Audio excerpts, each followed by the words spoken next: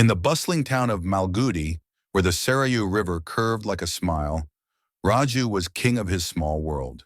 Young, sharp, and quick with a grin, he called himself Railway Raju, a guide for tourists spilling off the trains. His shop near the station was a clutter of maps and chatter. Caves, temples, I'll show you, he'd say, leading wide-eyed visitors through Malgudi's dusty streets. His mother nagged, "Settle down." But Raju loved the freedom, the coins, the stories he spun. Life was easy. Trains rolled in, tourists paid, and Raju danced through days with a wink and a tail. Malgudi hummed around him, a town of simple joys and hidden corners, and Raju thought he'd mastered it all. Then came Rosie, beautiful, restless, a dancer with dreams bigger than her life. She stepped off a train with her husband Marco, a stiff scholar obsessed with ancient caves. Raju saw her first, her grace, her sad eyes, and offered his guide services. Marco hired him, all business, dragging them to crumbling ruins. But Rosie, she lingered, swaying to music only she heard. Raju watched, hooked. "Why so quiet?" he asked one day. She smiled bitter. "He loves stones, not me." Raju saw a spark, her love for dance, trapped by a cold marriage. Malgudi's sun beat down, but for Raju, a new story began, one he couldn't walk away from. Love crept in like a thief.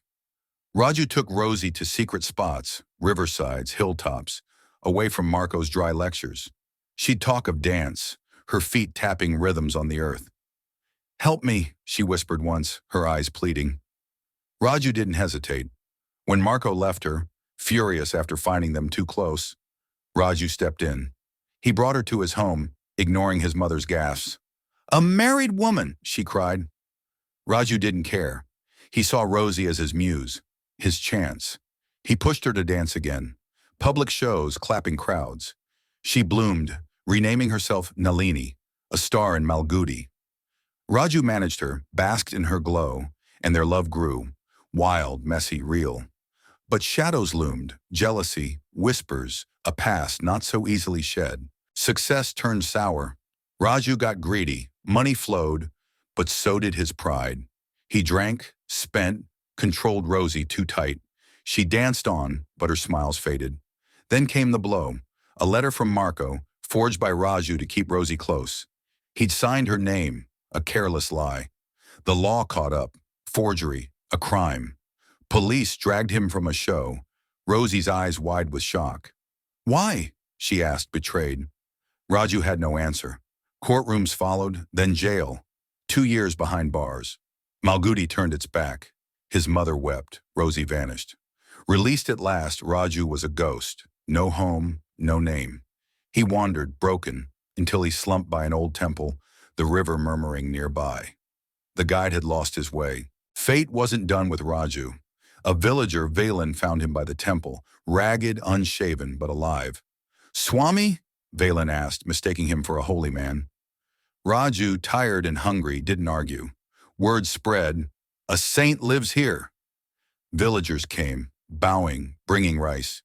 Raju played along, vague blessings, wise nods. Malgudi's edge became his stage again. He ate, rested, let their faith fill the silence. Velen shared troubles, a sister's marriage, a family feud, and Raju listened, guessing answers. They called him Guru, built him a myth. The river glittered, the temple stood quiet, and Raju, once a trickster, wore a new mask. But masks, like lies, have a way of sticking.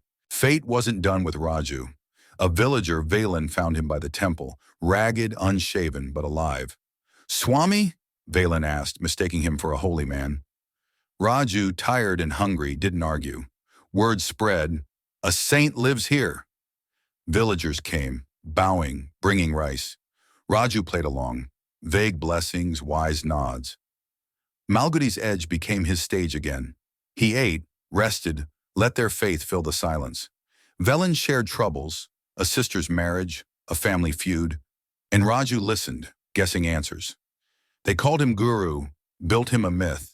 The river glittered, the temple stood quiet, and Raju, once a trickster, wore a new mask. But masks, like lies, have a way of sticking. Then came the drought. Fields cracked, the Sarayu shrank, and Malgudi prayed for rain. Villagers turned to Raju. "Save us, Swami!" He froze. "I'm no saint," he thought, but their eyes begged. Velen said, "Fast for us. The gods will listen." Raju laughed inside. Him, a miracle worker? Yet guilt stirred. Years of tricks, Rosie's tears, a life of dodging. "Fine," he said, "I'll fast." Days passed. Sun burned, hunger gnawed. Crowds grew, chanting his name. Raju stood by the river, weak but steady, no longer pretending. "If I die, let it mean something," he thought. Malgudi watched, breathless, as their fake saint became real, not by choice but by chance. Time rolled on in Malgudi. The Sarayu flowed again, fields turned green, and Raju's temple became a shrine. Villagers told his story, Railway Raju, Lover, Swami, each version a little different. Was he a hero? A fool? No one agreed, but they remembered. The train still brought tourists, the river still sang, and Malgudi held its secrets close. Raju hadn't planned it, guiding strangers, loving Rosie, fasting for rain. But life doesn't ask permission. He'd stumbled from one role to another, each step a surprise. In the end, Malgudi didn't judge him, just kept him, like a stone smoothed by the river.